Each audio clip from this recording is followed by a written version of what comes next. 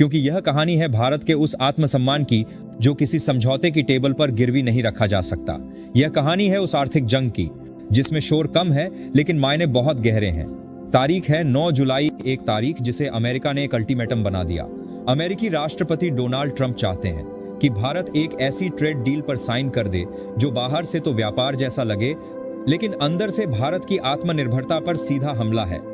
Trump प्रशासन के पीछे बैठी हैं वो बड़ी बड़ी मल्टीनेशनल कंपनियां जो भारत की मिट्टी को अपना मुनाफा बनाने की फैक्ट्री बनाना चाहती हैं और बदले में भारत को क्या मिलता? सिर्फ खोखले वादे कि आपके कपड़े हम खरीदेंगे, आपके गहने हम पहनेंगे लेकिन हमारी शर्तों पर। लेकिन दोस्तों, यह नया भारत है। यह वो भारत है जो अब झुकता नहीं बल्कि आंखों में आंखें डालकर जवाब देता है। अमेरिका ने जब 26% टैरिफ की तलवार भारत के सिर पर लटकाई तब प्रधानमंत्री मोदी ने सारी थाली में परोसा जाने वाला भोजन किसी कॉरपोरेट एजेंडे का हिस्सा बन जाए। दोस्तों, यह कोई सामान्य डील नहीं है। यह एक ऐसी खतरनाक प्लानिंग है जिसमें भारत के 70 करोड़ किसानों का भविष्य दांव पर लगाया जा रहा है। लेकिन यही वो बिंदु है जहां पर प्रधानमंत्री मोदी ने पूरी दुनिया को चौंका दिया। उन्होंने न कोई बड़ा भाषण दिया, न कोई ट्वीट किया, बस पर्दे के पीछे एक रणनीति तैयार की। एक रणनीति जिसमें अमेरिका को करारा जवाब देना था, और वो जवाब था ना। भारत ने साफ कह दिया किसानों के हित से कोई समझौता नहीं होगा। डेयरी और खेती जैसे क्षेत्रों में विदेशी दखल बर्दाश्त नहीं किया जाएगा। और यह वही तेवर हैं जो ट्रंप की सोच से परे थे। दोस्तों, जैसे ही यह ट्रेड डील की गुत्थी अपने चरम पर पहुंच रही थी, उसी समय एक और बड़ा राजनीतिक ड्रामा ब्राजील में चल रहा था, ब्रिक्स शिखर सम्मेलन।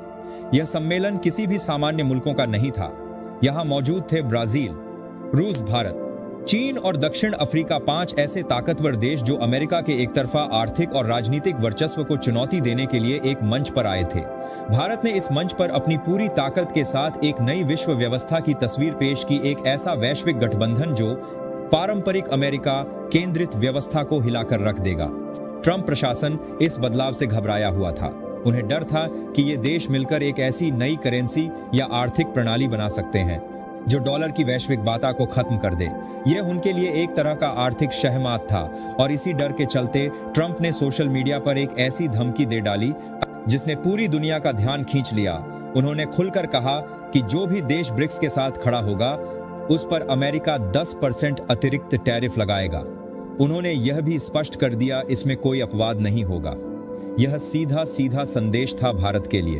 अब सोचिए दोस्तों, भारत एक तरफ अमेरिका का करीबी रणनीतिक साझेदार है, क्वाड और I2U2 जैसे गठबंधनों का हिस्सा भी है, और दूसरी तरफ भारत ब्रिक्स जैसे मंच से ग्लोबल साउथ की आवाज उठाता है। यह स्थिति कितनी नाजुक है। ट्रंप चाहते थे कि भारत अपना पाला चुने, या तो हमारे साथ रहो या फिर हमारे खिलाफ। यह दादागिरी है, खुली धमकी है, और उससे बड़ा दबाव कम ही दुनिया ने देखा होगा। लेकिन भारत ने इस दबाव को ठुकरा दिया। मोदी सरकार ने साफ कर दिया कि भारत अपनी विदेश नीति खुद तय करता है। दोस्ती अपनी जगह, सम्मान अपनी जगह। भारत ने यूरोप, ब्रिक्स और ग्लोबल साउथ के साथ कूटनीतिक संवाद तेज कर दिया। यह साफ संदेश था कि भारत किसी के दबाव में झुकेगा नहीं, चाहे वो कोई भी हो। भारत ने अपनी रणनीति से दुनिया को दिखा दिया कि अब कोई भी देश भारत की संप्रभुता को चुनौती नहीं दे सकता। और यह बदलाव केवल कूटनीति तक सीमित नहीं रहा। भारत ने अपने घरेलू उद्योगों को भी मजबूत करने का काम तेज किया। कपड़ा, लेदर, फुटवेयर, जेम्स और ज्वेलरी जैसे सेक्टर्स को बढ़ावा दिया, क्योंकि मोदी सरकार जानती है कि भारत के करोड़ों परिवार इसी से जुड़े हैं। इसीलिए भारत ने अमेरिका के सामने अपनी मांगों की स्पष्ट सूची रखी कि अगर डील होनी है तो बराबरी की होनी चाहिए, वरना कोई सौदा नहीं। यह सिर्फ एक व्यापार समझौता नहीं, यह भारत की आत्मनिर्भरता की लड़ाई है। दोस्तों, जब हम बात करते हैं इस ट्रेड डील की, तो यह केवल कुछ कागजों पर साइन किए गए वादे या समझौते नहीं है। यह सवाल है भारत की आत्मनिर्भरता का, भारत के उन 70 करोड़ किसानों का जो अपनी मिट्टी से जुड़े हैं। यह सवाल है उन नौकरियों का जो कपड़ा, लेदर, फुटवेयर, ज्वेलरी जैसे उद्योगों में बैठे करोड़ों परिवारों का जीवन यापन है। और सबसे बड़ा सवाल है भारत की राष्ट्रव्यापी रणनीति का। मोदी सरकार ने पहले ही साफ कर दिया है कि किसी भी डील में किसान, मजदूर और देश के कामगारों के हितों से समझौता नहीं होगा। अमेरिका की दबाव नीति, चाहे वह टैरिफ की धमकी हो या ब्रिक्स के खिलाफ धमकी, यह साफ दर्शाती है कि अमेरिका अब उस दौर में नहीं है जब वह अपने एक तरफा फैसलों से दुनिया को नियंत्रित कर सके। भारत ने अपनी कूटनीति के जरिए दुनिया को यह मैसेज दिया है कि भारत अब एक मजबूत और स्वतंत्र वैश्विक खिलाड़ी है जो अपने फैसले खुद लेता है और जिसकी कोई सीमा नहीं। यह भारत की नई ताकत है जो किसी भी दबाव के आगे नहीं झुकती। केंद्र सरकार ने इस पूरे मामले को एक राष्ट्रीय सुरक्षा मुद्दा बना दिया है और इसीलिए जीएम फसलों के मसले पर साफ कहा गया कि किसानों के हितों को कोई खतरा नहीं पहुंचेगा। भारत की कृषि, उसकी जैव विविधता और किसानों की आजादी को बचाना हमारी सर्वोच्च प्राथमिकता है। साथ ही भारत ने अमेरिका को स्पष्ट कर दिया है कि अगर डील होगी तो दोनों पक्षों को बराबर के लाभ मिलेंगे।